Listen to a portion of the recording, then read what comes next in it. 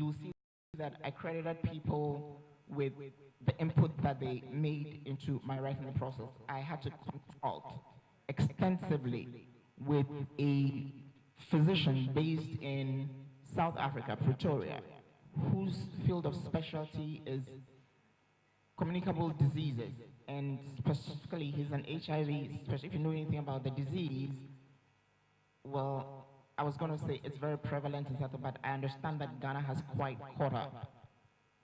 So we should all be conscious of that.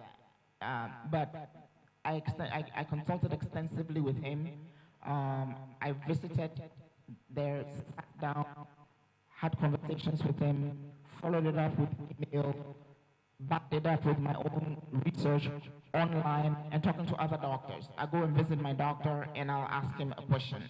You know, I'll shoot him an email at 2 a.m. and he's asleep because it's the morning where he is and whatever. So yeah, I did a lot of extensive research on all of that. And what was the other part of your question about? Oh, right. Okay, which ties in with my friend's question back there. And so what I will say to that is that, and I've spoken about this a little bit in the Accra launch, during the Accra launch, where I talked about the fact that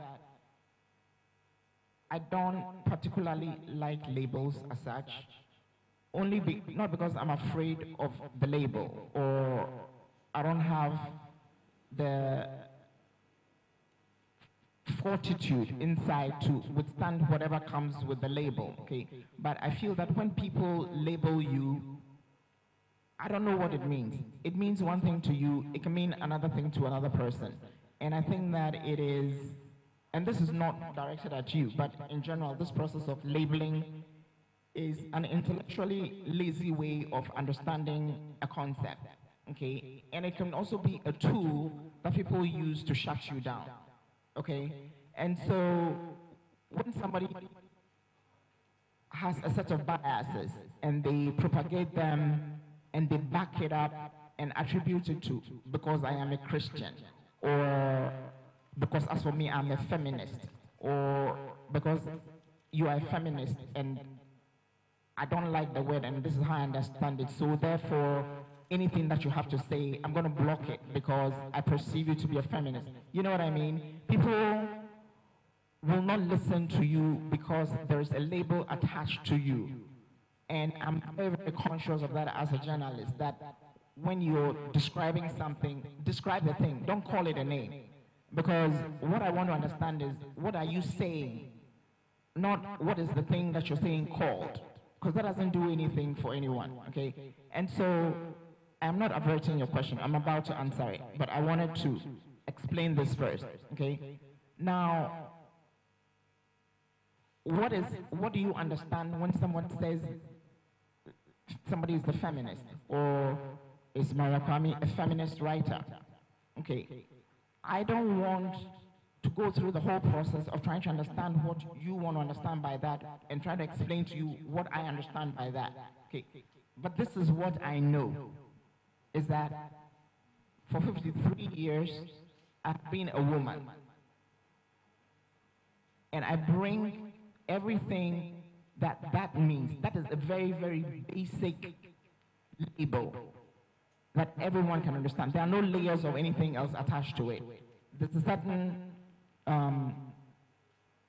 biological and social construct that this entails. I am a woman. And I know what I want in this life. I know what most women that I associate with, and we discuss these things, I know what they also want out of this life. And I recognize the fact that for the most part, we are not getting it. We are being shortchanged. Whereas when we look around us, the men do get what they want. They get the validation that they want, not from doing anything. You don't have to do anything. You just have to be yourself. And it's okay to be a man. Given the same set of circumstances, I can also be being myself, but I will be questioned, or I will come up against a brick wall, or because I'm being myself, I will be given a certain label, and that label will then determine what happens to me next, and on and on and on along the chain. And that next thing will also determine the outcome of my life and how my children will turn out. I mean, you have no idea what we go through as women, but we do. Do you understand what I'm saying? And trust me, you talk to everyone one-on-one, if they sit with me for long enough, they will think like me. I don't know what you want to call that, whether you want to call that feminist or not, that's up to you, because you know what you mean by that. But all I know is that there is a certain worldview that gives us less than we deserve and puts barriers in our way when we try to achieve it. And it's like the whole system is rigged, no matter what you do. It's similar to living in the West and being a black person. If you live there long enough, you will know that they are trying to keep you down, and you're not imagining it. And sometimes they're not even aware of it, because the whole system is just set up that way. And so there are people who legitimately think that they're not anti-female, or they're not anti-female empowerment, or they're not anti-female progress. Oh, I love women. My mother is a woman. You know, they will tell you that. You know, I have 8 sisters, and they're all very happy, and they didn't raise us up to whatever. But they have no clue, because they don't realize that they live in a system that is rigged against the progress of women. Revealing it did not become the big climax of the entire book, because the book is not about this guy who has this humongous disease that nobody wants to. I can't even mention the name.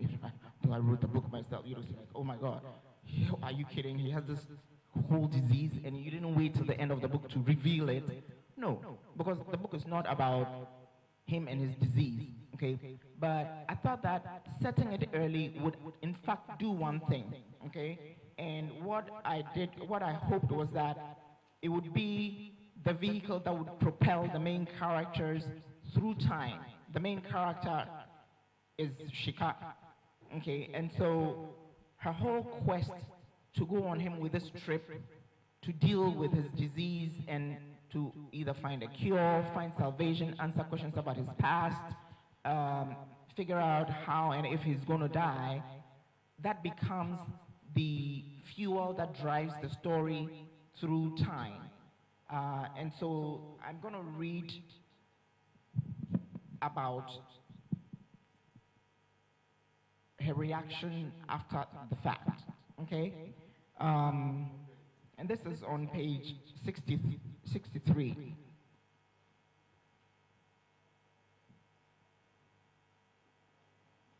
I'm reading where she's standing by the sink and she's thinking about this whole situation, okay? It has been a very stressful month so far. He has spent every breathing moment talking, trying to hang on to all his memories and obsessing over missing important details. I know now that he has told me everything there is to tell.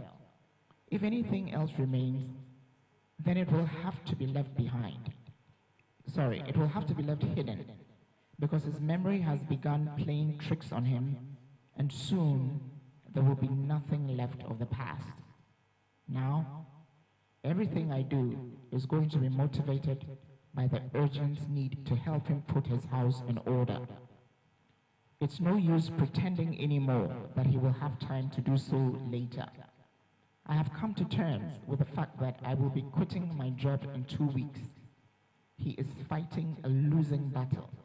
And although no amount of vigilance on my part is sufficient to alleviate his torment, the time has come for me to drop everything and focus entirely on his care.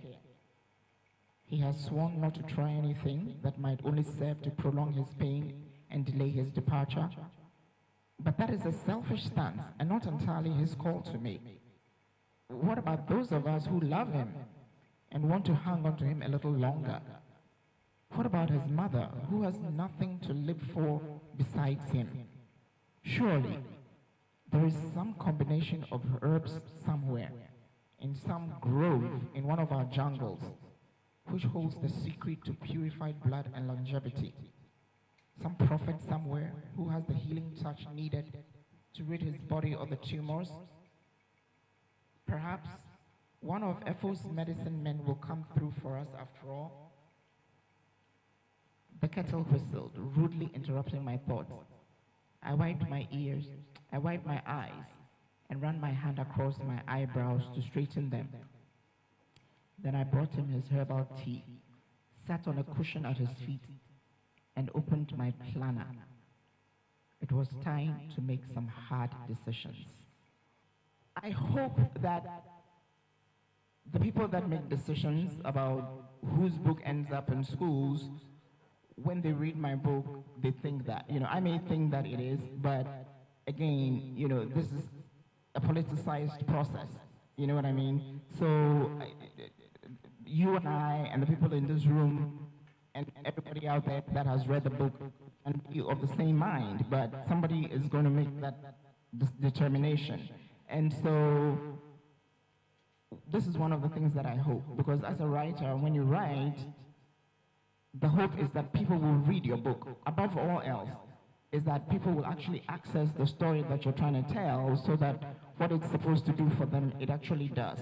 But when there are all sorts of layers of interruption and interference and politicizing and political correctness, and people like the book, but they don't like one of the characters. And so the person who's going to make the decision doesn't like one of your characters, or they think that the character is gay, or the woman is too loud, or there's some disease in it that they don't want to talk about publicly. And so they don't want to give wider access to your book.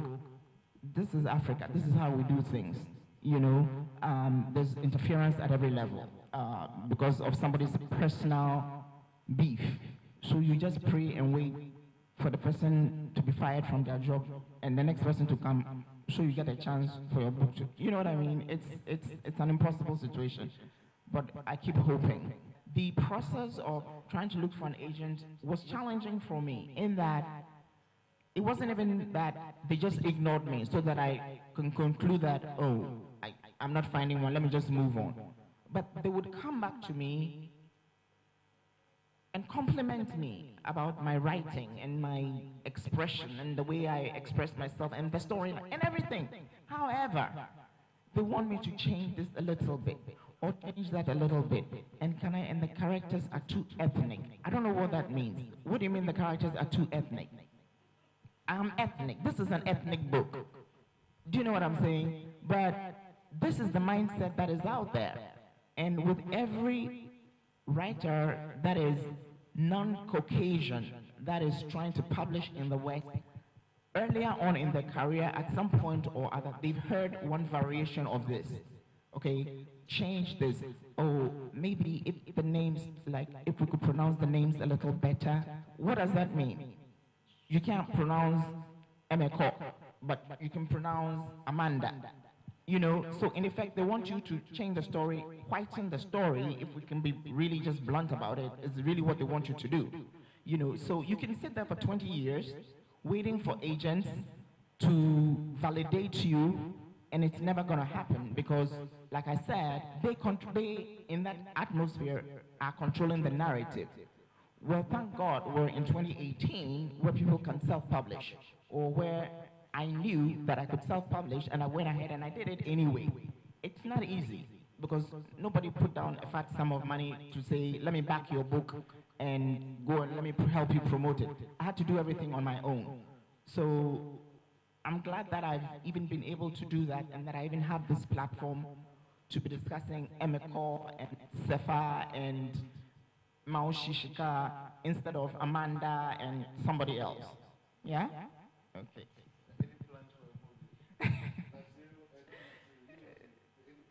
Yeah. Nasiru's big break is coming very soon.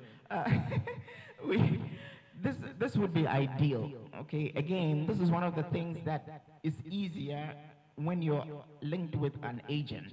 and a big name publisher who has a big budget and they can promote you endlessly, and you'll be sitting in your house and they will telephone you and say, I've got you a movie deal.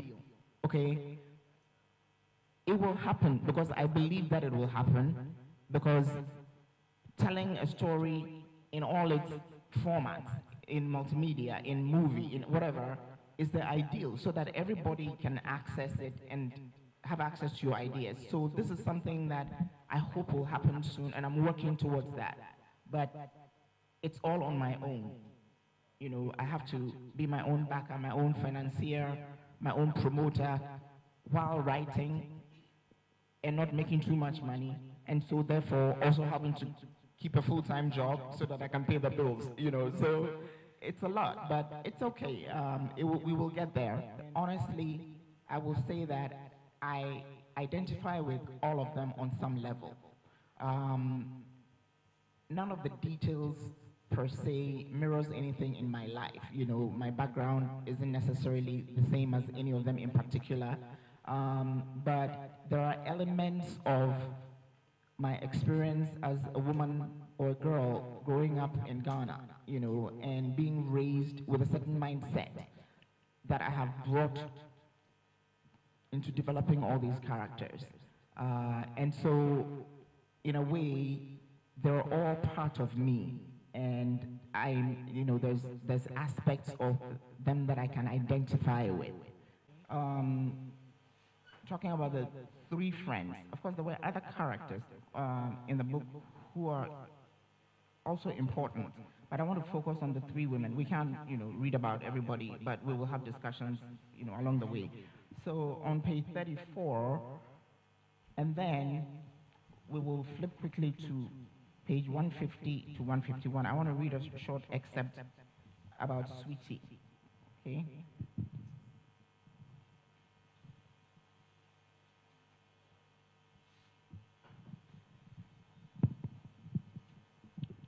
All the women were products of their environment, and so what I'm going to share with you sort of has to do with the beginnings of each of their journeys, and it might explain a little bit about who they are as the story unfolds. Okay, so Sweetie's mother, Eno Bediako, was driven. She had acquired her brand of wisdom exclusively from the school of hard knocks, Gatasai to be precise. She could barely write her name, but what she lacked in classmates, she more than made up for with unrivaled sagacity and a hunger for an advancement that bordered on sociopathic. Eno was determined to find someone with clout who would elevate her family to another social stratum. And Sweetie, her only child, and the first person to go beyond elementary school in her entire family, was the medium through which this ambition was to be realized.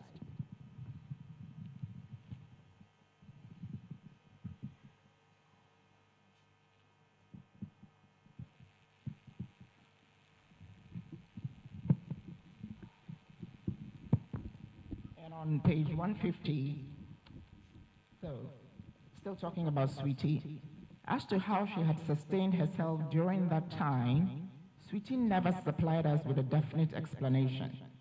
And Mio and I did not find it necessary to press her for one. We were just overcome with shock that anyone as young as that could have already gone through so much and still made it into a university. Those disclosures elevated our friendship to a different level. I think it needed that for us to actually let her in as one of us and not just see her as the other roommate. Personally, I couldn't help wondering where my life would have been if I had not made a different choice when I was 18. The extra dose of protectiveness that I developed towards Sweetie was definitely a symptom of survivor's guilt, which I secretly bore within my soul. Although Sweetie was initially a little wary of Mio's sharp-tongued, caustic approach, and highly amused by my sensitive, nurturing style, we all learned to adjust to each other's strengths and shortcomings. we soon forged an unbreakable bond of interdependence and loyalty. It became quite clear to Mio and me that the poor girl was just a pawn in her crazy mother's overriding ambition. Yet, here she was, 10 years later, on the verge of fully morphing into her mother. If we didn't do something urgently, Sweetie might very well fulfill the adage, a crab does not give birth to a bird. So that's about Sweetie. I'm going to read quickly a little excerpt about Miyu and then about Shika. On page 68,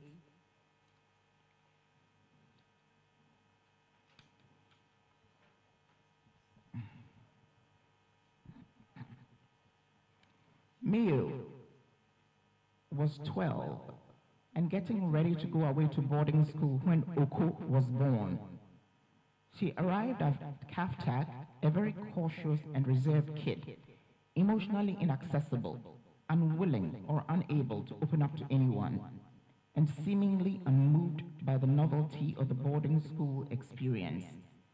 All she did was bury her head in her books. I was the first friend she made, and I've remained her closest friend all these years. Tatiana had known me since forever. She thought that I was a good influence on her daughter, and had told me as much many years ago. I like you, Shika. You have your head in the right place. Mio is very lucky to have you as a friend. I must have been 14 or so when she made this declaration. I remember how everybody in the house would walk about on eggshells whenever I went to visit them in their home. Tyria Mensa was very charming at first, but after several visits, when I had become a familiar face, he let down his guard and proceeded with bullying them in my presence. This was foreign to me. I had never before heard a man address his wife and kids like livestock. The first time I witnessed him barking an order at his wife, I became so upset that I rushed off in confusion to the ladies' room, where I sat on the covered loo for the longest time until Mio followed me there, profusely apologizing and explaining away his behavior. Please don't leave, Shika. She sat on the floor at my feet, sobbing and begging me not to tell anyone. That sealed our friendship. After all, what was I going to do? Run away and never come back? That was the first time I saw her cry, and I never saw her shed another tear in the 20 years that followed. Really confusing to me, though, was the fact that Tatiana was a foreign national. I remember asking, even at that young age, why doesn't she simply hop onto the next plane and go back to her country? To think that she was a white woman to boot. And we thought that they had it better than the rest of us. I knew right then that I would never forsake Mio. Everybody needs someone, and boy, did they need God himself to come down the side of this mountain. And so on Shika, we're going to read from 55, a small excerpt, and then we will discuss them. So on page 55, at the bottom, it says that after she left, I curled up in the armchair and hugged myself. I contemplated my situation and realized just how pitiful it was. At least, Sweetie has Udum to live for, not to mention having two men fighting over her, neither of whom she wants. Mio does not need any man, or want any children, or require social validation. She is incapable of feeling sexual passion and finds fulfillment in trotting across the globe, fighting other people's battles for them. Yet here I am, beautiful, accomplished, nurturing, and what do I have? None of the things I want or need. All that I ever had, I have lost. My father and mother, my brother Koblan, who is as good as dead to me, and now Sefa. I'm just on the verge of sacrificing what little career I've built for the sake of a loved one that I'm going to lose, and all for what? So that I can win the award for perfect specimen of humanity, or receive a crown of glory in the sweet by and by? The immensity of the past 3 months is crushing my spirit, as though it should squeeze out my very soul. My tailbone is firmly pressed against the floor of a dirt pit, and there is no lower plateau to sink to. I, A.U.C.C, I'm nobody. I have nothing, and I have no power over my circumstances. It's about 3 strong women, and for me, this was a story that I felt that was overdue to be told, okay? But then the process of trying to publish it also proved to me another thing, which again ties in with the main theme of the story, okay, which is that until we take control of the narrative, okay, we take control of the process of even telling our own stories, it really doesn't matter what your life's experience is, or what story you think that you have to tell, or what fantastic ideas you want to share with the world, or what minds you want to change, or what revolution you want to create with your stories. If you do not control the narrative process itself, it doesn't matter what story you have to tell, because chances are, if you're even lucky to have your story told, it's going to be controlled by somebody else for their own personal agenda. That's if you're lucky. Worst case scenario, at the end of the day, it won't even be your story anymore. And then the nuggets of wisdom or the revolution or everything that's within your heart that you intended to start with this story, the minds that you intended to change, that also will never happen. And so I think that for me, what I got out of this whole process is that the narrative process itself is as important as the story that you want to tell. Edited it, went through the whole process, and I knew that the hard part was over. And so I assumed that the process of publishing it would, of course, be the easy part. But I think I was wrong, because it proved to be the beginning, rather, of the challenge of trying to convince the publishing world out there that my book was worthy to stand on its own, for them to even look at it, so that I could get an agent who could then lead me to a publisher, and then I would have this fantastic bestseller out there.